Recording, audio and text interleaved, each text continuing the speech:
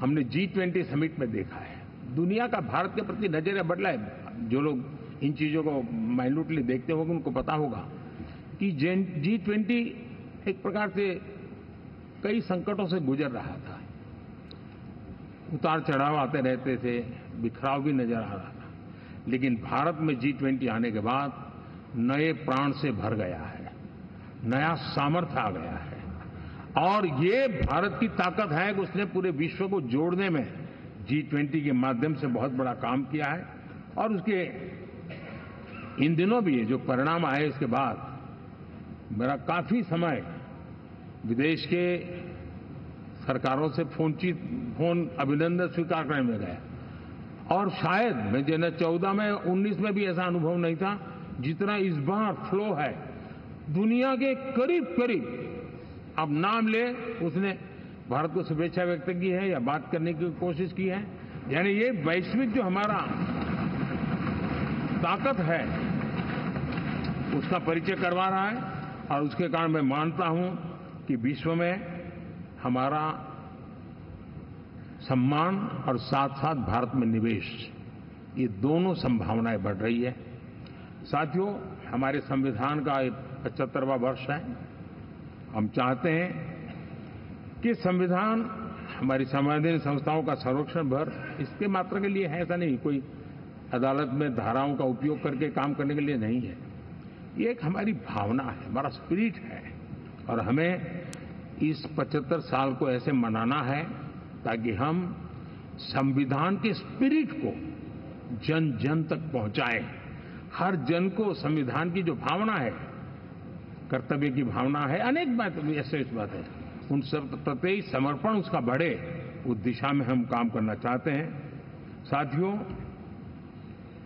छत्रपति शिवाजी महाराज के राज्याभिषेक के 350 वर्ष के उत्सव में देश आज रंगा हुआ है। और हमारे लिए सबसे बड़ी प्रेरणा है क्योंकि उसमें राष्ट्र प्रथम की भावना है। छत्रपति शिवाजी महाराज को याद करते ही राष्ट्र प्रथम की भावना हमें मजबूती देती है।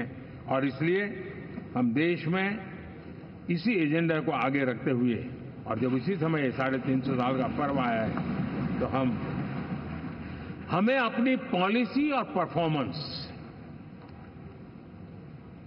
और सामान्य मानवीय का जीवन बेहतर करना है, उसमें जरा भी विलंब नहीं करना है। साथियों, विकास की सारी तैयारियां, रोड मैप लेकर को हम चलेंगे ही, चल रहे हैं। लेकिन साथ साथ हम नए नए सांसद आए हैं, कुछ पुराने सांसद हैं, कुछ ज्यादा अनुभवी सांसद भी हैं। आप देखते हैं कि इन दिनों पिछले 2 दिन से आप टीवी पे देखते होंगे,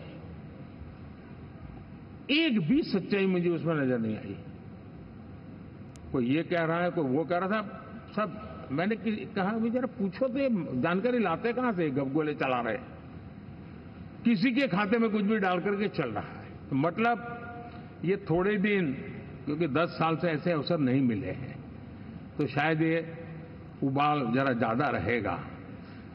लेकिन आप मान के चलिए जी, ऐसे लोग कोई पहुंचेंगे, बस साहब मेरा अच्छा संबंध है, मंत्री में आपका नंबर कर सकता हूं, आया, हमें भी पता नहीं होता है यार। हो सकता है मिनिस्टर बनने का ही रास्ता होगा तो हम भी गलती से उसका हाथ पकड़ लेते हैं और वो पता नहीं वो किस खाई में डुबो देता है। कभी कभी तो शायद अब तो टेक्नोलॉजी ऐसी है कि हो सकता है मेरे सिग्नेचर से कोई लिस्ट बाहर निकल जाए कि ये मंत्री बन गए। हो सकता है कोई बुद्धिमान डिपार्टमेंट भी बांट दे। तो आजकल कई लोग सरकार बनाने में लगे हुए हैं, मंत्री पद बांट रहे हैं, पद बांट रहे हैं, व्यवस्था बांट रहे हैं।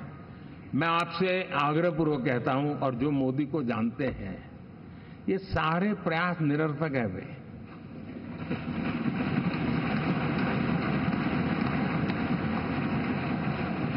आप भी किसी का फोन आ जाए तो 10 बार वेरीफाई कीजिए कि जिसने फोन किया है वो सचमुच में अथॉरिटी है। अदरवाइज कोई भी कहे भाई आपका नाम हो गया है, सुबह परिवार को बुला लीजिए, शपथ समारोह में आना है, हो गया। तो ऐसी गपबाजी करने वाली एक बहुत बड़ी फौज रहती है। कुछ लोग आदतन करते रहते हैं, कुछ लोगों को मजाक आती है, और कुछ लोग बदइरादे से करते हैं। मेरा सभी सांसदों से आग्रह है कि हम इन सारे षड्यंत्रों का शिकार न बने। दूसरा, हमारे जो इंडिया अलायंस वालों ने इस चुनाव में फेक न्यूज में एक्सपर्टाइज कर लिया, डबल पीएचडी कर लिया उन्होंने, वो शायद इसका भरपूर उपयोग करेंगे। हम कृपा करके इन चीजों से दूर रहें, अफवाहों से दूर रहें। ये जो टीम बैठी है वो अनुभवी टीम है, मुझे भी सही सलाह देने वाली टीम है, और इसलिए टीम मिलकर के बहुत सही निर्णय करने वाली है। कृपा करके ब्रेकिंग न्यूज के आधार पर देश चलेगा नहीं, ये मान के चलिए।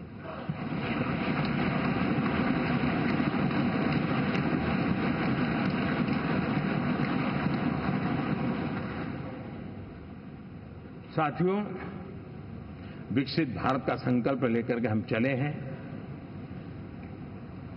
3 नंबर की इकोनॉमी पहुंचना मैं जानता हूं, निश्चित रोड मैप के साथ उसको हम पार करने वाले हैं।